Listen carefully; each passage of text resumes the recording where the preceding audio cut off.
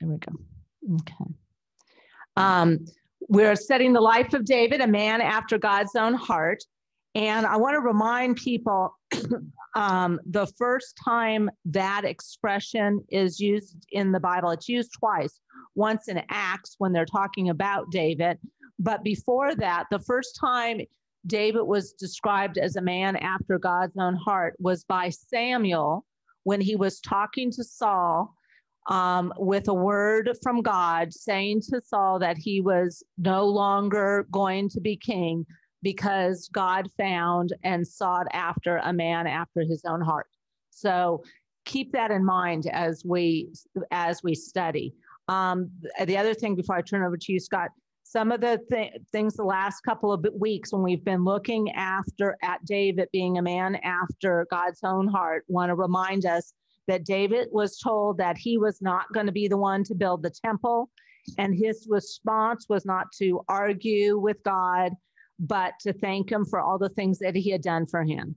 Second, David showed Hesed to Jonathan's son and to the king's son. Third, when Nathan, who was David's prophet, brought word of conviction basically to David that he had sinned by being with Bathsheba, he accepted that conviction and he repented. And today's lesson, we're going to start off in 2 Samuel chapter 13 and reminding us that God, David repented, God forgave him, but there are consequences for David's actions, and much of today is about those consequences. So we try not to make this just a history lesson. We want to tell the history so that we can understand the Bible. We can try and understand God's will for us. This week is one of those times that really lends itself, though, to, I mean, there's a lot of history here, and I don't want to get lost on it, but I feel like we need to cover it. And the other thing is we try not to speculate too much, but there's some things in this week's lesson that almost require that you speculate a little bit. We're not told some of the reasons. So we'll try and identify it when it's us talking versus when it's absolutely what's spelled out in the scriptures.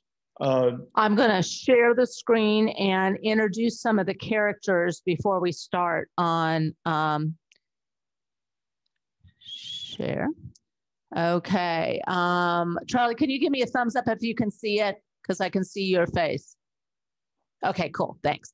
Okay, this is the house of David. And I thought it was a really good chart to explain some of the people that we're going to be talking about today. So we've got David, the son of Jesse. And remember, he had, these are the sons of Jesse. And we are going to be talking about, we're starting the chapter about Amnon. Amnon is David's eldest son, so would be the heir apparent to the throne, if you will. His second son, which we do not hear about, it is assumed that he probably died in early, as a young child. We also hear this week we're on Absolom. Absolom. We hear about Absolom. Absolom was David's third eldest son, and he was born when David was king of Hebron, and he was born in Hebron, and he was born to, his wife was the daughter of the king of Geshur. So that's important to remember. Absalom's sister is Tamar. We'll hear about her today. We will not hear about Solomon today, but remember, Solomon is Bathsheba and David's child.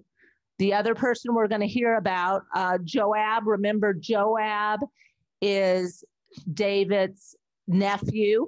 He's one of David's sister's children. And we'll also hear about Jonadab, which we haven't heard about yet. Jonadab is David's brother's son. So another one of David's nephews that plays an important role. Is there anybody else on that chart? I don't think so. Okay. Okay, I need to admit this person and I need to stop sharing. Okay. Okay. Do you want to read? Do you want me to? I want you to. There are a lot of names in here, so I get to read. That's right, because I killed them. So Mary just showed you David's eldest son was named Amnon. And David is, while he's a man after God's own heart, he's getting to be sort of a lion in winter. He's aging, and he's been king quite a long time. And with all the power comes some excesses, some abuses, and we're going to start seeing that. After some time, David's son Amnon fell in love with Tamar, the beautiful sister of David's son Absolom. So it's his half-sister. His eldest son falls in love with his own half-sister. Amnon was sick with frustration over his sister Tamar, for she was a virgin, and it seemed implausible for him to do anything to her. Now, Amnon had a friend named Jonadab, and Mary just showed you that's actually his cousin. Had a friend named Jonadab, son of David's brother Shemaiah. Jonadab was a very shrewd man. Sometimes people say he was crafty. He was a very shrewd man, and he asked Amnon, "Why are you, the son of the king, so depressed morning after morning? Won't you tell me?" Amnon replied, "I'm in love with Tamar, my brother Absalom's sister." You notice he doesn't say his own sister, it's Absalom's sister. Jonadab told him, "Lie down on your bed and pretend you're ill. When your father comes to see you, say to him, 'Please let my sister Tamar come and give me something to eat. Let her prepare it in my sight so I may watch her and eat it from her hand.'" So Amnon laid down, feigned illness. When the king came, and remember, the king comes because this is his heir apparent. This is supposedly the future king. When the king came to see him, Amnon said, "Please let my sister Tamar come and make a couple of cakes in my sight so that I may eat from her hand." Then David sent word to Tamar at the palace, "Please go to the house of Amnon, your brother, and prepare a meal for him." Tamar went to the house of her brother Amnon, who was lying down. She took some dough, kneaded it, made cakes in his sight, and baked them. Then she brought the pan and set it down before him, but he refused to eat. "Send everyone away," said Amnon, and everyone went out. Then Amnon said to Tamar, "Bring the food into the bedroom so that I may eat it from your hand." Tamar took the cakes she had made and went to her brother Amnon's bedroom. And when she had brought them to him to eat, he took hold of her and said, "Come, lie with me, my sister." "No, my brother," she cried, "do not humiliate me, for such a thing should never be done in Israel. Do not do this disgraceful thing. Where could I ever take my shame? And you would be like one of the fools in Israel. Please speak to the king, for he will not withhold me from you." But Amnon refused to listen to her, and being stronger, he violated her and lay with her. Then Amnon hated Tamar with such intensity that his hatred was greater than the love he previously had. "Get up," he said, "be gone." "No," she replied, "sending me away is worse than this great wrong you've already done to me." But he refused to listen to her. Instead, he called to his attendant and said, "Throw this woman out and bolt the door behind her." So Amnon's attendant threw her out and bolted the door behind her. Now Tamar was wearing a robe of many colors, because this is what the king's virgin daughters wore.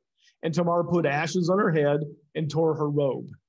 And putting her hand on her head, she went away crying bitterly. Her brother Absolom said to her, "Has your brother Amnon been with you? Be quiet now, my sister. He is your brother. Do not take this thing to heart." So Tamar lived as a desolate woman in the house of her brother Absolom. You want me to keep going? No, why don't you stop there? All right. That's pretty terrible. So where to start? When we look back up to Tamar's, asking Amnon not to do this, she says some interesting things. I think she first says, first of all, this should never be done in Israel. So this was forbidden in the law. Yep. And you have to remember, and Scott reminded me this week, remember Abraham married Sarah, and Sarah was his stepsister, but that was before the law. Okay, so this was against the law. Absolutely forbidden, and they know it. But there's another interesting thing that Tamar says. She says, you know, let's go to the king. Please speak to the king, for he will not withhold me from you. And that's where you begin to see, well, there's a lot you see. I mean, it's just a horrible story. It's just repulsive. But David being king, if you remember, God had said they weren't really supposed to have a king. That was never his intent. And this is kind of what happens, is that people with that kind of power begin to indulge the power. And what she's saying is, David, even though it's against the law, David would have allowed them to marry. She's convinced of it. He's the king. He can do anything he wants to. And she's saying he would do that. Please, let's just go that route. And I think it's sort of an example, a sign of what happens to people who get that much power. That's part of the problem.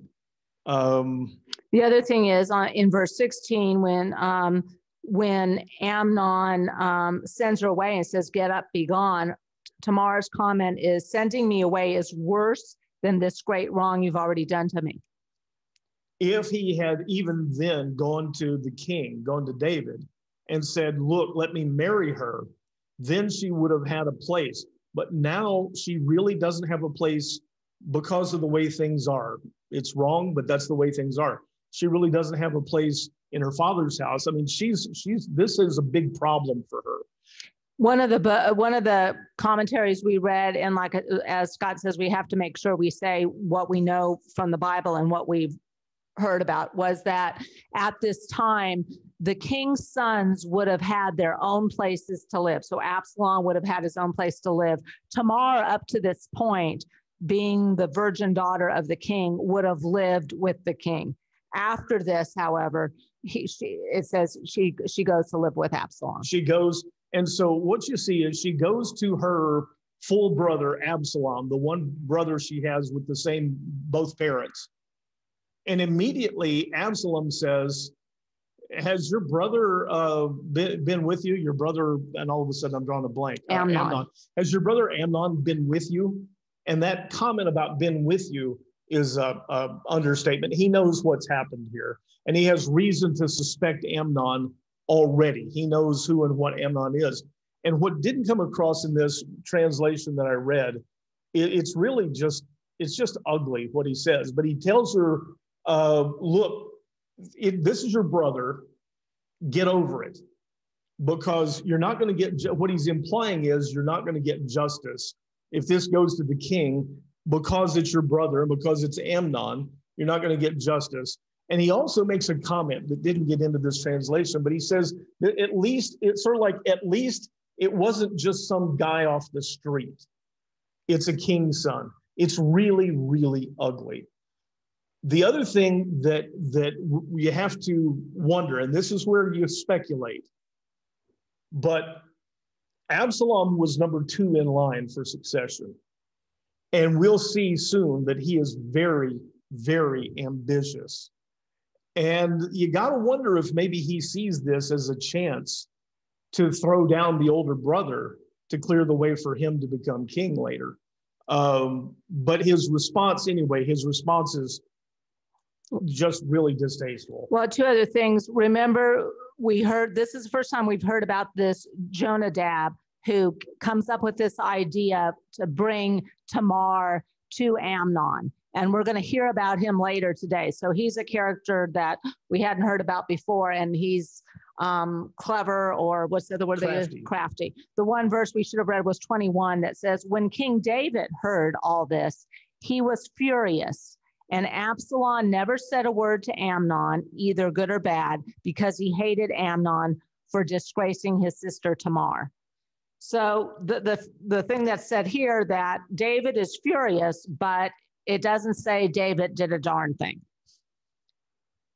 There is a lesson here for us. This guy, Jonadab, he's a friend, And he hatches this plan. He tells Amnon, here's what you need to do. And I would say most of us probably know that kind of a person. Jonadab is, he's cousin. He's the nephew of the king. He's not ever going to be part of the royal line, but he still wants to get in and mix it up. But these people who come in and Amnon has said he's in love with his own sister. And this guy says, oh, I got a plan for you. Here's what you need to do. Those people, I've known a few of them over the years, and they're always willing to get in and sort of, stir the pot. And it rarely leads to anything good. So we're going to see him again later. But it says that David heard about it and he was furious. Absalom never said a word to Amnon about it. And David should have done something, and he doesn't. And here's another speculation. You wonder, why would David not say anything? He's furious, but he doesn't do anything to Amnon. And this is a pretty big crime. And one thought is he's just indulgent of his children. He just isn't going to correct them. But the other one is, if you remember, God has promised him that his heir is going to have this kingdom that will last forever. And you don't know, maybe David thinks, well, what if I step in and ruin that? And so he just stays silent. And that's a big problem. There's also the possibility that he thinks about what he did with Uriah and Bathsheba, about his great crime. And he thinks to himself, I don't really have the moral authority here to judge this man for what he's done, my own son, when I myself did this terrible thing. We don't really know. We're left to speculate, but it may be a little bit of all of them.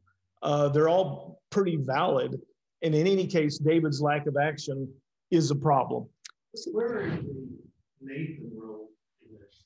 That's a good question. Gene's asking, where's Nathan in all of this? Remember, Nathan is David's prophet. David's prophet, and a prophet that stays with him pretty much his whole life.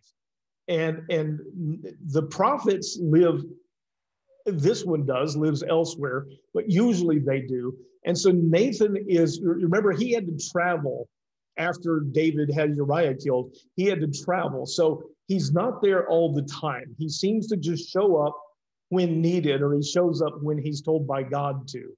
And so his is not a full-time role. The king has other people they refer to them as seers, but they're advisors that stay there in the court. Nathan just comes and goes. It's a shadowy thing. It's a really good question, but we don't know where he is. So let's read. We're now in 2 Samuel 13. We're going to read Scott 23 through 32. So after this incident, 2 years later, when Absalom's sheep shearers were at Baal-Hazor near Ephraim, he invited all the sons of the king. And I don't know if you remember for some previous time, but this sheep shearing is like the harvest time for farmers, and it's a time of great celebration. And so Absalom his shearers are ready to start.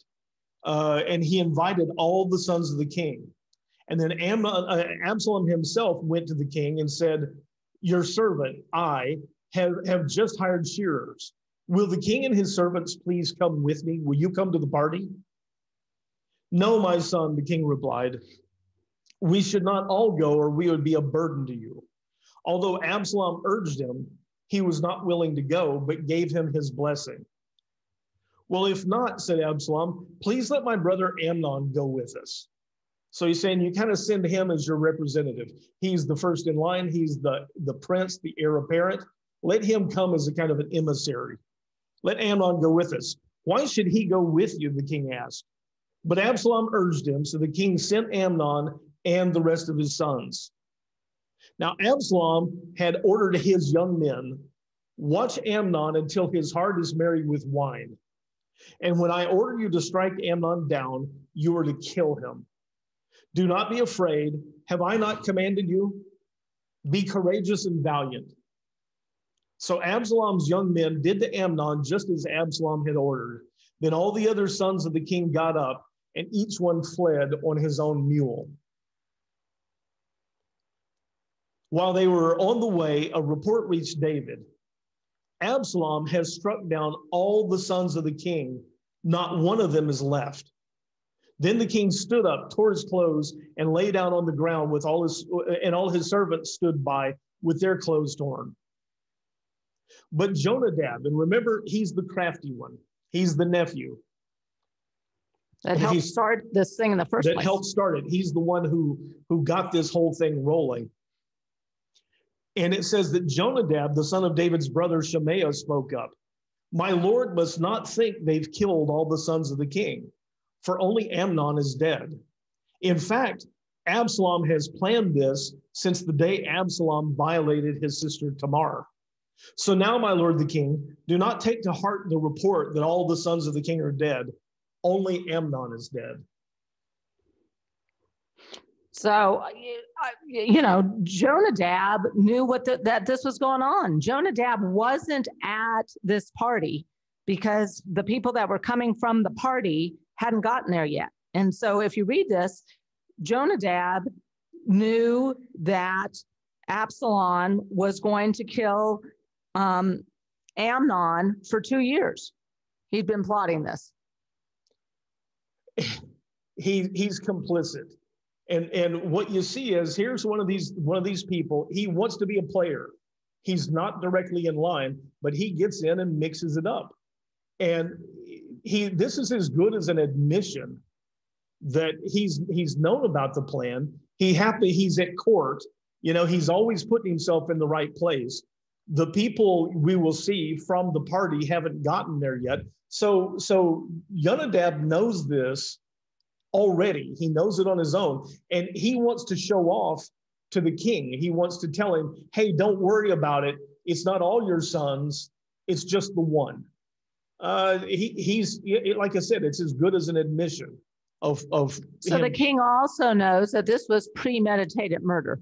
That's right. There's the other piece. Absalom has been planning this killing for 2 years. This is premeditated murder. There is no defense for this. Go ahead. Okay. Meanwhile, Absalom had fled.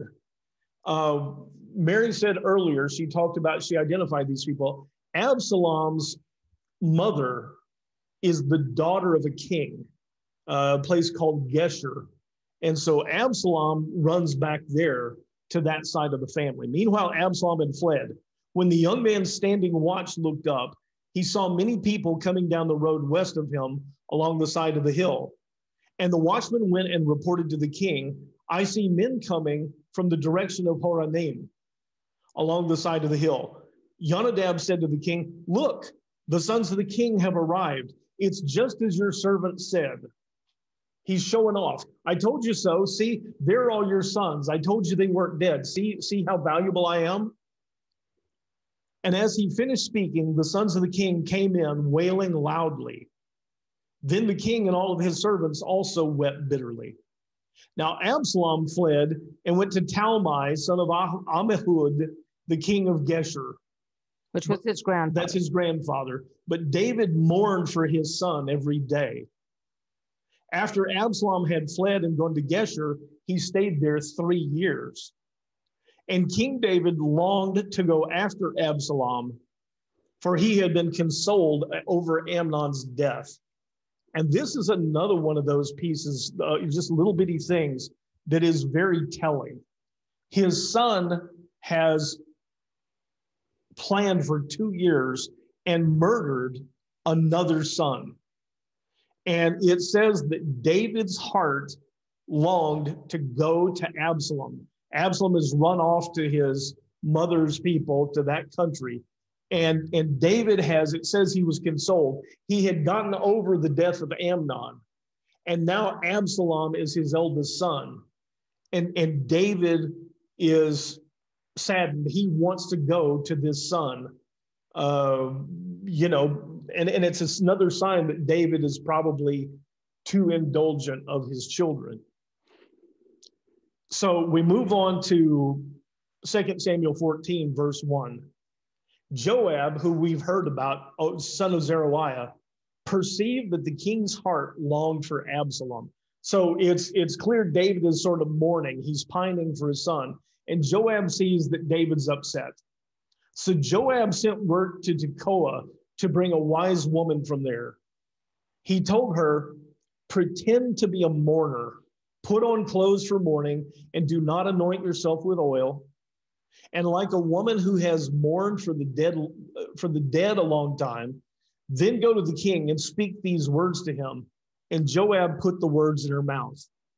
So here's another person who's plotting, who's getting involved. Joab wants to make the king happy. We don't know why. Possibly David's mind is not really on the job of being king. And Joab is very pragmatic. But he calls on this woman he knows, and he tells her, he hatches this plan. And do we have to read the whole thing? No, you can. Why don't you tell the Basically, what happens is this woman comes in and she says, look, I'm a widow. And people would come to the king for judgment when they couldn't get justice anywhere else. She says, I'm a widow. I have 2 sons. And they were out in the field fighting with each other with no one there to break it up. And one of my sons struck the other one and killed him. And now the people of our village want to kill my other son, and that'll leave me destitute. That'll leave me with no line. They want to kill the heir so that my husband's lineage doesn't survive. I'm going to be left with no one to look after me. The women don't inherit most of the time, so she's going to be left destitute. And she says the people of the village just won't let up. Will you help? And the king says, as surely as God lives, your son will not be put to death. No one will harm a hair on his head. And this goes on, and you see what's developing. And it reminds you in a lot of ways of when Nathan comes to David with the story about the man with the lamb, except this is a very twisted version of it. Because that when Nathan did that, that was a word from God to convict David. This was a hatched up plan by Joab.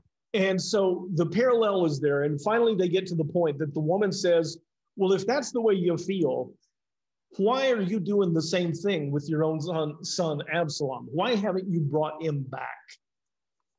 And David realizes, and he says, look, I'll do what you said, but I want to ask you something. And don't lie to me. I love the way he says it here. Where is it? Joab is the one who can do it. As surely as wait a minute. I just love it when he says, so the king asked, is the hand of Joab behind all of this? I mean, David is no dummy. And all of a sudden he's figured out Joab has done the setup. Go ahead. We see several times where people make statements that sooner or later, David is going to figure something out. Nothing is hidden from the king. David's not a fool. And immediately he sees Joab's hand in this. And the woman answers, as surely as you live, my king, no one can hide anything from you. Yes, Joab sent me to do this. And then she sort of butters him up. She says, my Lord has wisdom like the wisdom of the angel of God to know everything that happens in the land. And it says, then the king said to Joab, he turns from the woman. Joab must be there. And he says to Joab, I hereby grant this request. Go bring back the young man Absalom. So he recognizes this. He's not talking to the woman anymore. He knows what this really is a request by Joab to bring Absalom back.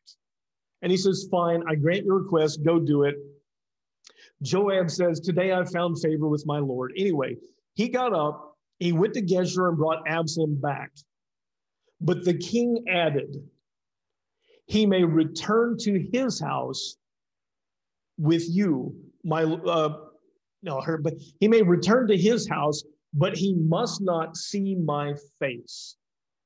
So Absalom returned to his house, but he did not see the king. So what the king did was he makes provision. Okay, fine, you can come back to Jerusalem, but you're in sort of this virtual exile. I don't want anything to do with you anymore. And this idea of not seeing my face, there was that time a few weeks ago where Abner was making his arrangements, And David tells him, unless you come back with my wife, Michal, you'll never see my face again. This is his way of saying, you're not going to come into my presence. And so here's Absalom living in this, virtual exile. And let's see if I can find where I apologize. See, he may not see my face. Now, there was not a man in Israel as handsome and highly praised as Absalom. From the sole of his foot to the top of his head, he did not have a single flaw. And when he cut the hair of his head, he shaved it every year because his hair got so heavy. He would weigh it out to be 200 shekels according to the royal standard. And there's a whole bunch of discrepancy over how much that is. Some say 2 pounds, some say 4.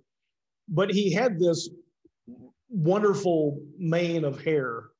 And you remember they didn't wash their hair that way. They anointed it with oil. So I guess it's heavier. But the point is, Absalom is this wonderful physical specimen. He's more handsome than anybody in all of Israel. And he has this flowing hair that he's very proud of. And it becomes important later. 3 sons were born to Absalom. A daughter named Tamar, he named her after his sister, who was a beautiful woman. Which is sort of twisted there too with that whole thing. Now, Absalom lived in Jerusalem 2 years without seeing the face of the king. Then he sent for Joab to send him to the king, but Joab refused to come to him.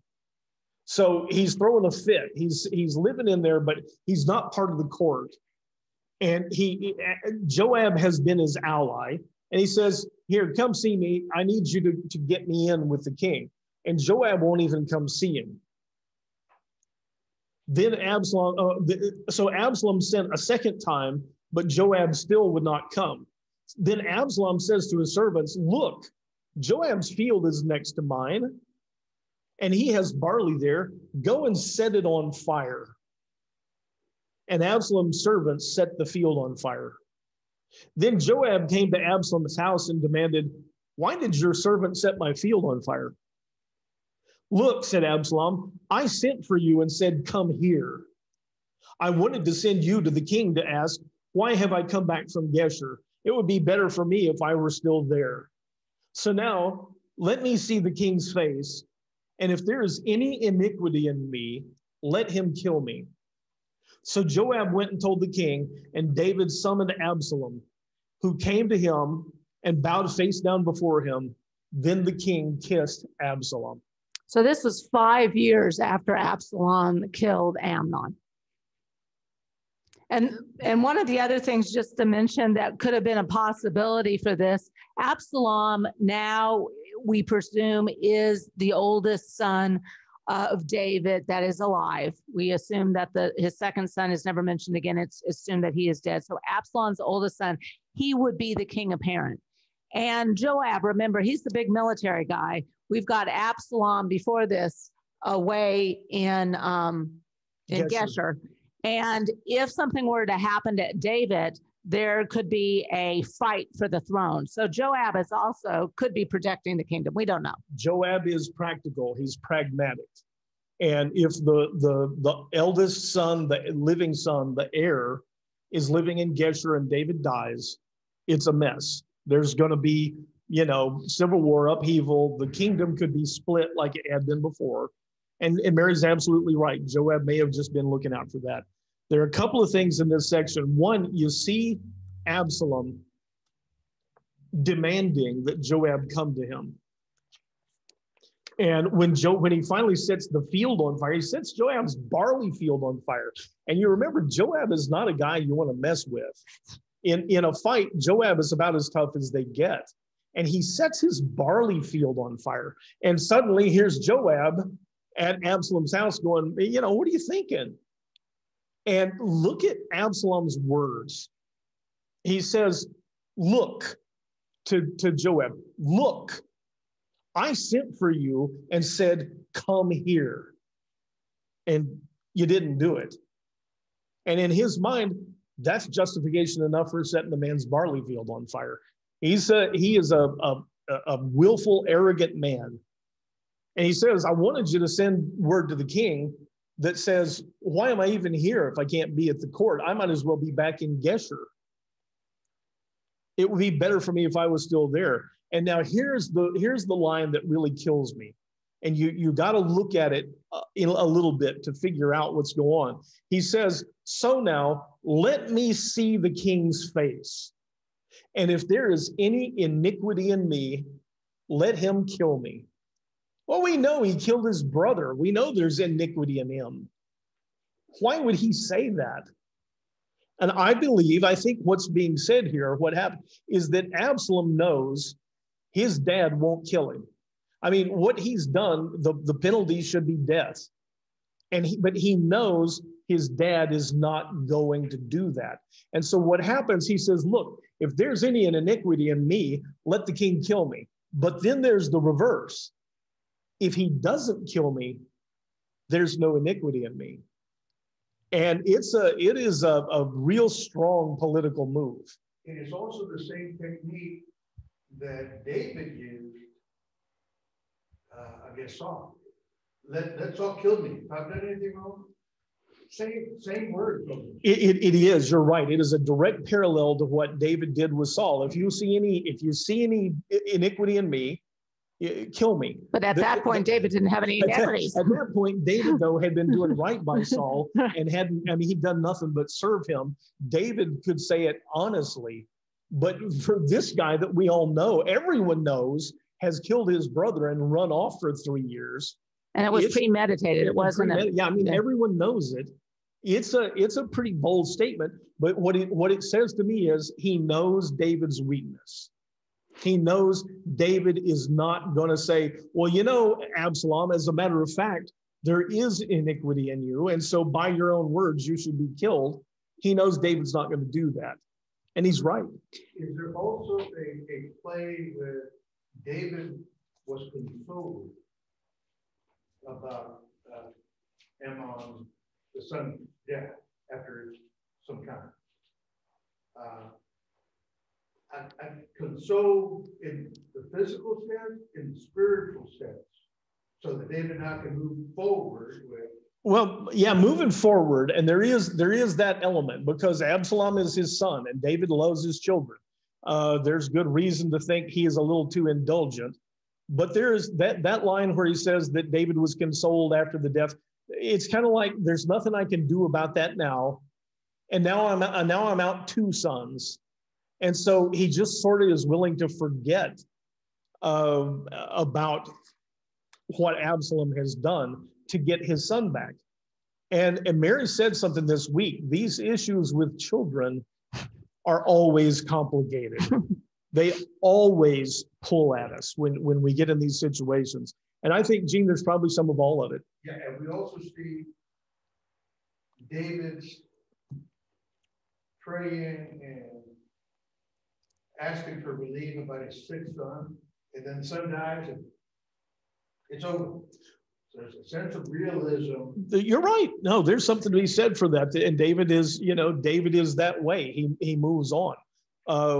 At this point, this is my speculation, but I look at what I see, and I see that incident with Uriah as having been sort of the beginning of the end for David.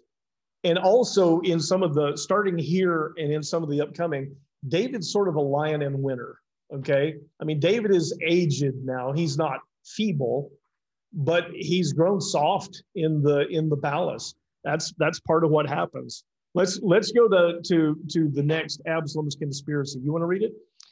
There are no names, I don't think. Okay. Sometime later, Absalom provided for himself a chariot with horses and 50 men to run ahead of him. He would get up early and stand beside the road leading to the city gate. Whenever anyone had a grievance to bring before the king for a decision, Absalom would call out and ask, "What city are you from?" And if he replied, "Your servant is from one of the tribes of Israel," Absalom would say, "Look, your claims are good and right, but the king has no deputy to hear you." And he would add, "If only someone would appoint me judge in the land, then everyone with a grievance or a dispute would come to me, and I would give him justice."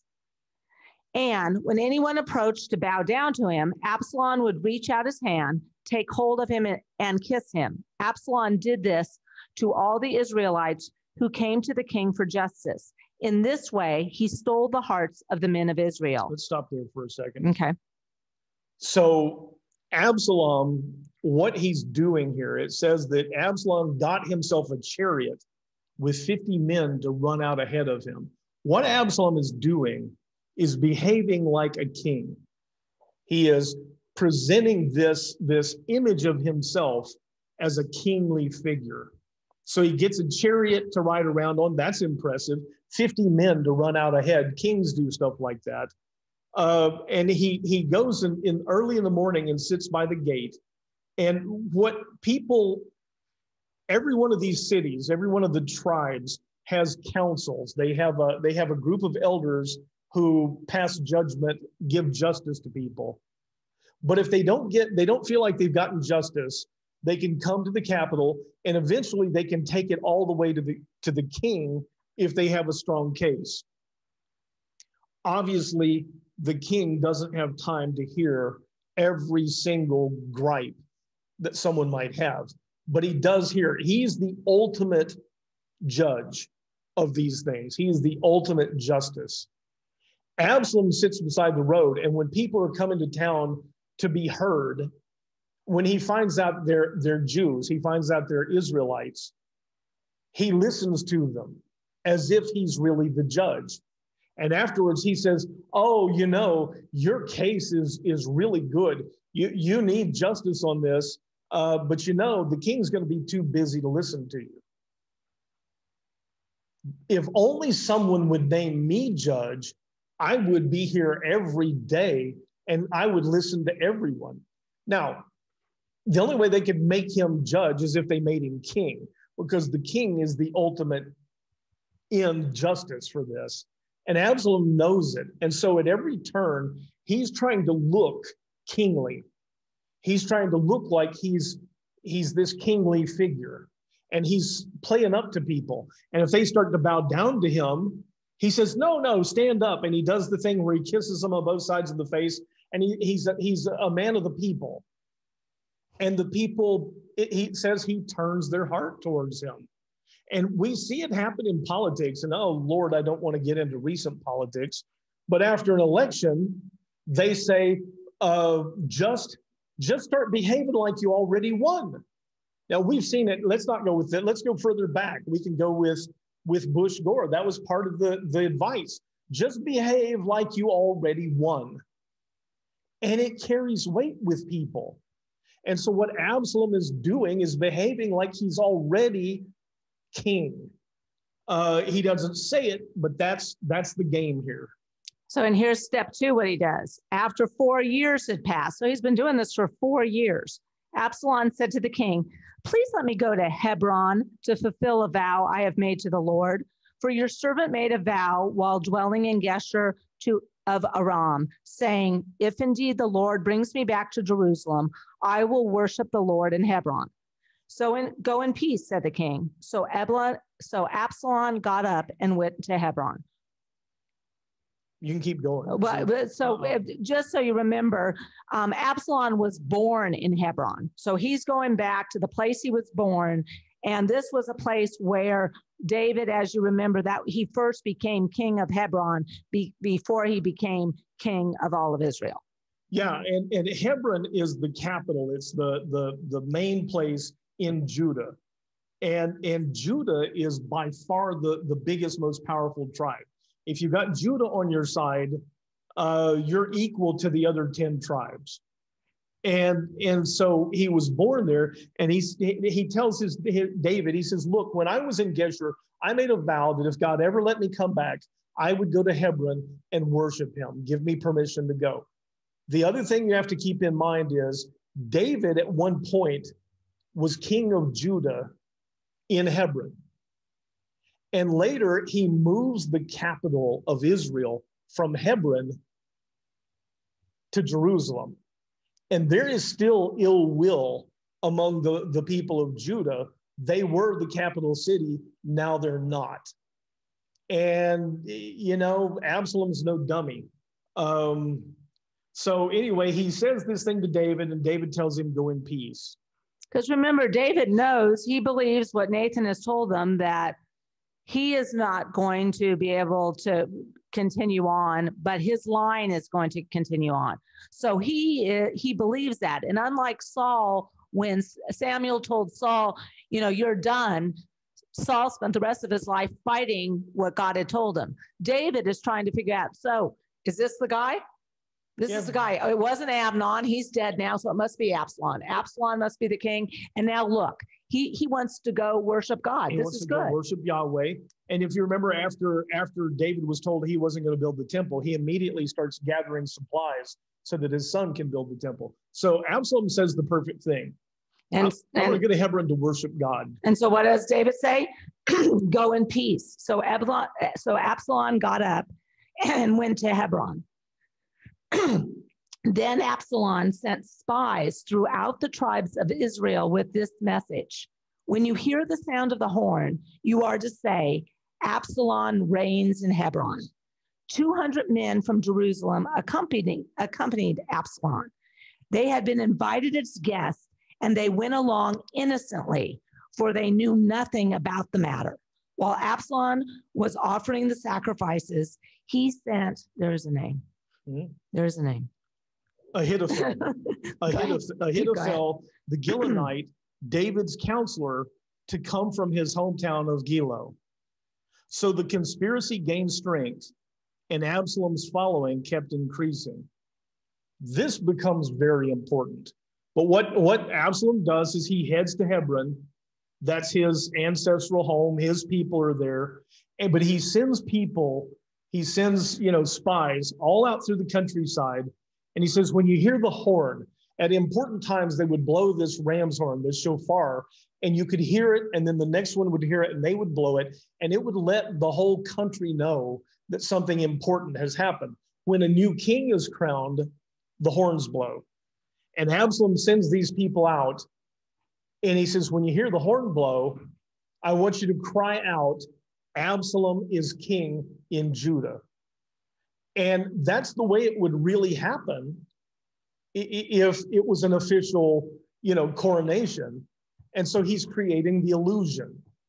And he goes to Hebron and he begins to get these people on his side.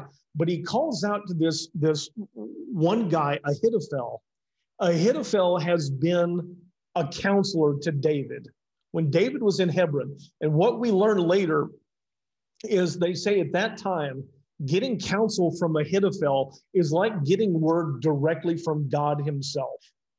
Ahithophel, and what they mean by that is Ahithophel's counsel is always very, very good. You can depend on what this guy says. And strangely, he hasn't come to Jerusalem with David. He's back out in the back country.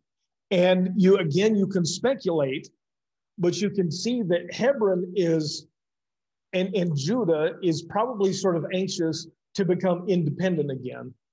And they can have their own capital.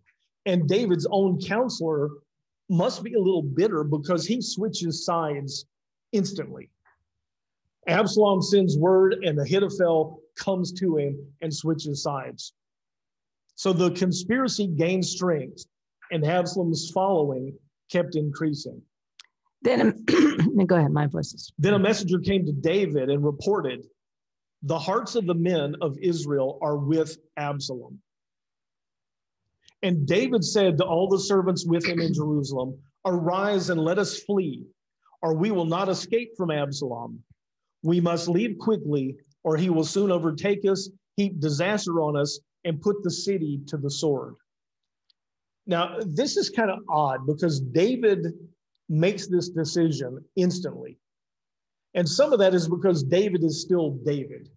David is really sharp when it comes to matters of war. But you also have to believe that at some level, he's known what Absalom is up to. He knows Absalom is spoiling to get on the throne. And so when this guy says that the hearts of Israel are with Absalom, David knows what it means instantly and immediately makes the decision, we got to get out of here. And part of it is, he says, because if he comes, he's going to put the whole city to the sword. He's going to come in and kill everybody. So I got to get out of here so that the ones who do stay aren't put to death on my account.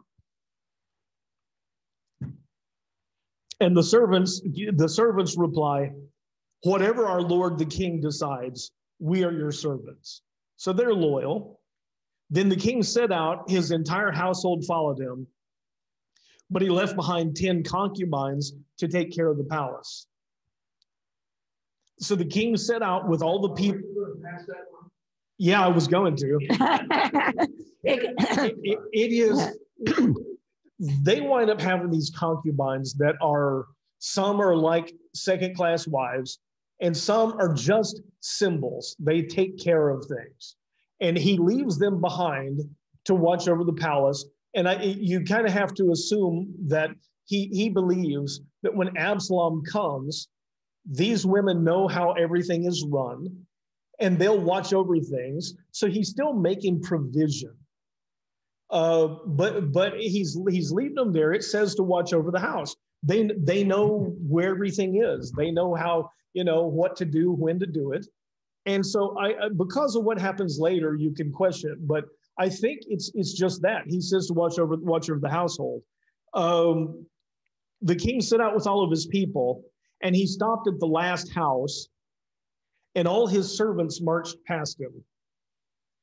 All the Kerethites, Pelethites, and 600 Gittites who had followed him from Gath. And I know the names get all confusing, but David has these mercenaries that have been with him a long time. And the Gittites, if you remember, Uriah was a Gittite, but it says they followed him from Gath. That means they've been with him a long time. They were with him when he was nobody. They were with him when he was a rebel out in the desert. And they've been loyal to him. And it says probably 30 years. Probably 30 years. Then the king said to Ittai the Gittite, why should you also go out with us? He says, go back and stay with the new king. And notice how he's saying that Absalom is effectively going to be king in Jerusalem when he gets there. He says, go back and stay with the new king, since you're both a foreigner and an exile from your homeland. In fact, you only arrived yesterday. Should I make you wander around with us today when I do not know where I'm going? Go back and take your brothers with you. May the Lord show you hesed, loving devotion, and faithfulness. So this band of Gittites, and these are tough guys, but David is always being fair to people. And when he says you only came yesterday, that word does not mean like the day before today. All he's saying is, look, you don't have roots here. Why would you follow me? You're an exile. Just stay here and serve Absalom when he comes, and he'll need you, so you'll be safe. And so David's trying to be fair. And then here's this line, Mary, you want to read it, I know, because you really like this. You want me to read the line from him? No, go ahead. All right, so this guy named Ittai answered the king, as surely as the Lord lives, and as my Lord the king lives, wherever my Lord the king may be, whether it means life or death, there your servant will be. And as soon as I heard that, I thought about Ruth. And if you look at Ruth 1, verse 16, when Naomi was saying to Ruth, go back to your homeland, Ruth replied, do not urge me to leave you or turn from following you, for wherever you go, I will go. And wherever you live, I will live. Your people will be my people, and your God will be my God. Where you die, I will die, and there I will be buried.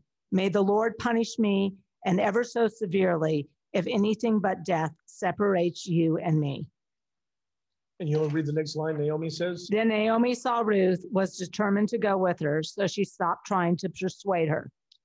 And it is an incredible parallel. And Naomi tells her for much the same reasons. Look, my journey is about to be rough. This is going to be hard. There's nothing for you. Go on back to your people. And Naomi says, nothing but death will separate us. It is true devotion. And Naomi sees that Ruth is not going to turn back, and she quits trying to convince her.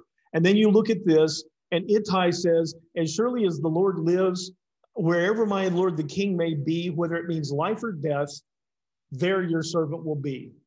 And David sees that devotion, and I love this answer, march on then, we're off. So Ittai the Gittite marched past with all his men, and all the little ones were with him. So it's the men and their families. Everyone in the countryside was weeping loudly as all the people passed by. This is a large number of people now, and they know what this means. I mean, the king has left the city. They know what's going on. And as the king crossed the Kidron Valley, all the people also passed towards the way of the wilderness.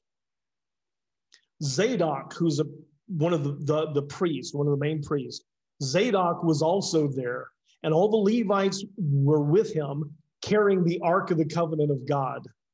And they set down the Ark of God, and Abiathar offered sacrifices until the people had passed out of the city.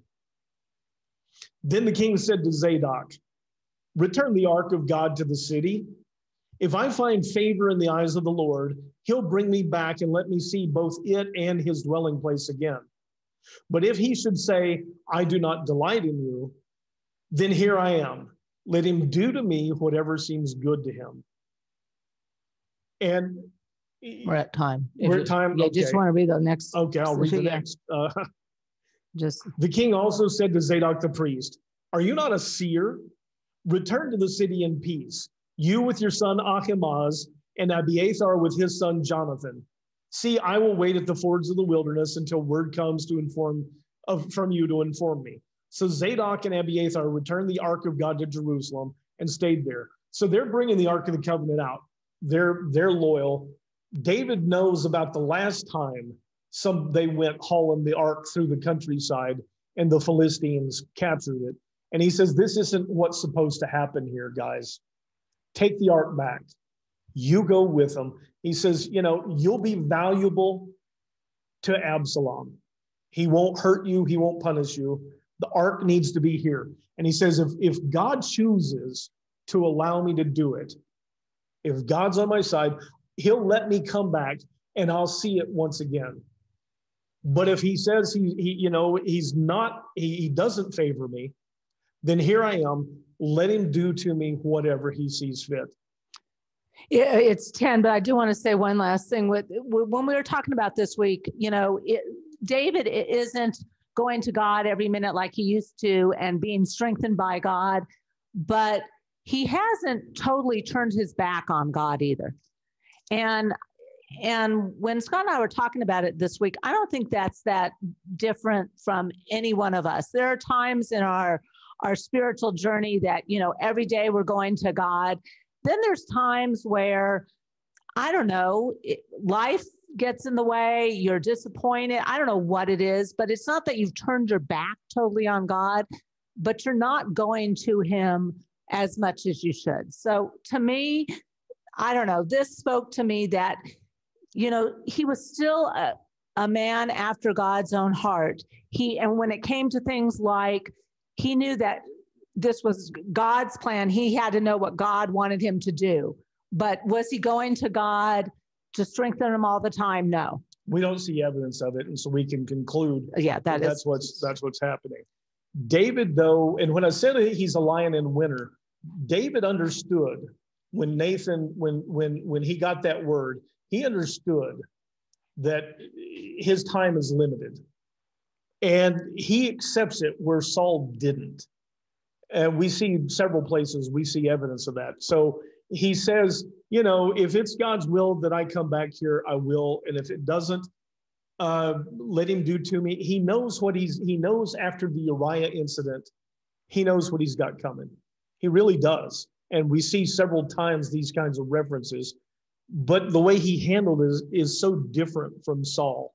And he sends these two priests back because he keeps looking at things that Absalom, he called Absalom king, the new king at one point, and he keeps looking at things that Absalom will need. So he's going to leave the band of Gittites behind to serve Absalom. He's going to leave the priests behind. He says, look, you're a seer. You're one of these counselors from God. Absalom's going to need somebody like you. Stay here. You'll be okay. And it's an interesting perspective on David. Let me take one more minute. I'll throw in one other little bonus thing here. The two sons that were at the beginning of this, okay, there's Absolom, and why am I blank on the other one? Amnon. No, it's not Amnon. Oh, no, Absolom and Solomon. If you look, that S-O-L-O-M is in both of their names. That is shalom. That is peace. Absalom, that name means my father is peace. And Solomon literally means man of peace. And he names his son that. And in some of these little obscure details, we get a little bit of a clue as to David's heart. David's a man of war, and yet he names one son, my father is peace, and he names another one, man of peace. And it's not, it's not worth much, but it is one of those things that we see things about David. There are clues all through here about David and his heart. And even when he's strayed, David is still David. And we're going to see that next week in some really big ways when it comes to battle. It's time. God, we thank you for the words that are left behind. Sometimes we see examples of what we should stay away from. Sometimes we make the mistake of looking at those things and saying how terrible this is, but it is. And you allow us to see that too. You allow us to see the things that bring people down, that tear them away from you and away from your presence. And we pray for wisdom to look at these things, recognize them in our own lives, and remember to turn to you for strength rather than follow down the same path. We have still so much going on. This is such a trying time. Be with us this week. Let us remember to be, wherever possible, to be with each other. Give us strength. Amen. And you guys can, do you want to end the recording? You guys can, we're going to send out an email. I think we're going to try to do either say 6:30 for 30 minutes on Christmas.